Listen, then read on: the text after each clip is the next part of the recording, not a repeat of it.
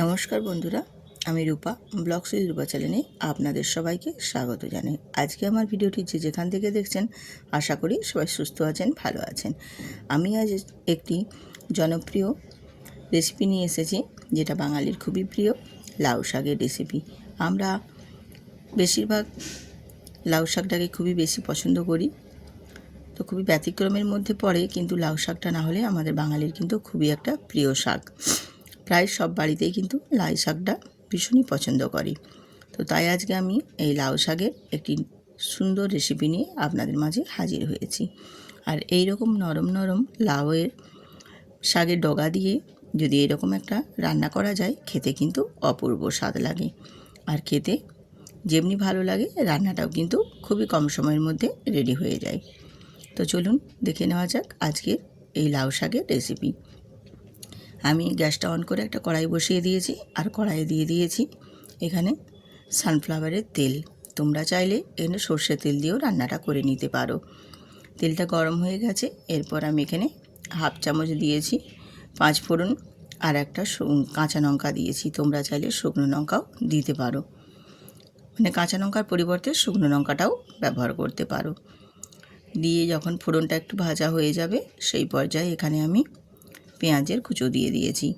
আর পেঁয়াজের কুচোটা দিয়ে ফোড়নের সাথে ভালো করে একটু নাড়াচাড়া করে ভেজে নেব। খুব বেশি ভাজবো না, জাস্ট একটু হালকা কালারটা চেঞ্জ হবে, সেই পর্যায়ে এটা ভেজে নেব। পেঁয়াজটা ভেজে নেওয়ার পর আমি এবারে দিয়ে দেবো এর সাথে সবজিগুলো সব অ্যাড করে। এখানে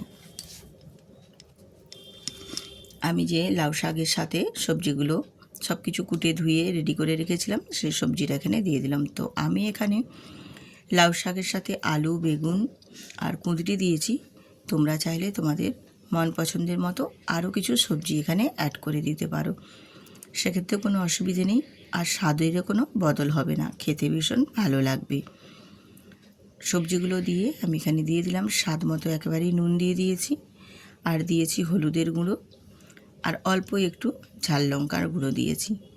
দিয়ে এবারে সবজিগুলোকে খুব ভালো করে কষিয়ে নেব। সবজিটা পেঁয়াজের সাথে বেশ ভালো করে এবারে একটু নাড়াচাড়া করে কষিয়ে নেব।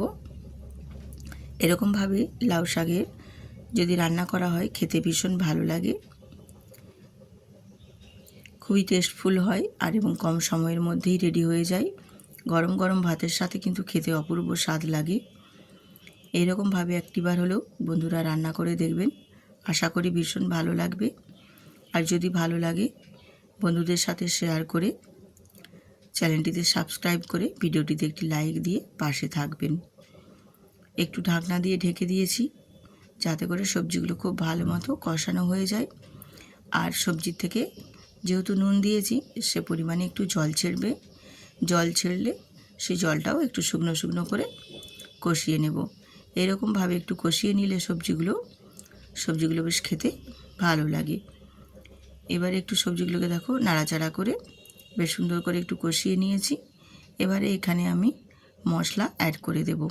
তো মশলা হিসেবে এখানে আমি দিয়েছি জিরে আর সর্ষে বাটা। তো জিরে সর্ষে বাটার পরিবর্তে তোমরা এখানে সর্ষে পোস্ত বাটা দিলেও খেতে ভালো লাগে।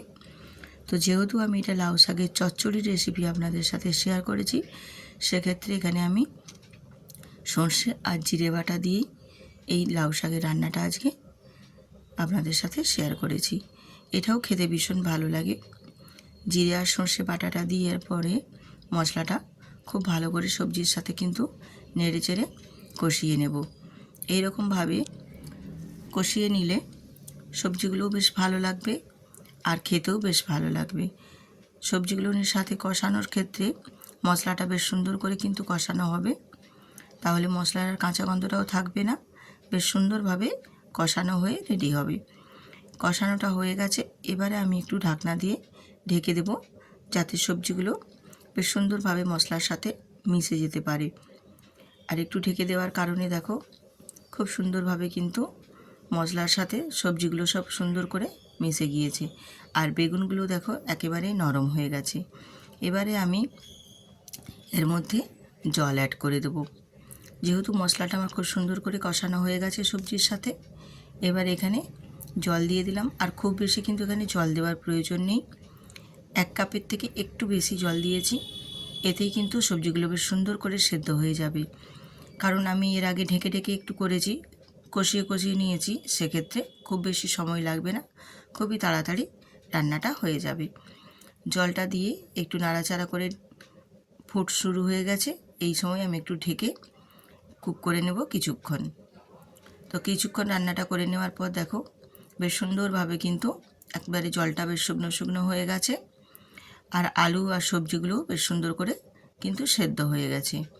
আমি তোমাদের একটা আলু কেটে দেখিয়েও দিচ্ছি, দেখো বেশ সুন্দর মতো সেদ্ধ হয়ে গেছে। আর কিন্তু খুব বেশি রান্নাটা করার প্রয়োজন পড়বে না। এবারে একটু এখানে দিয়ে দেব সামান্য একটু চিনি দেব।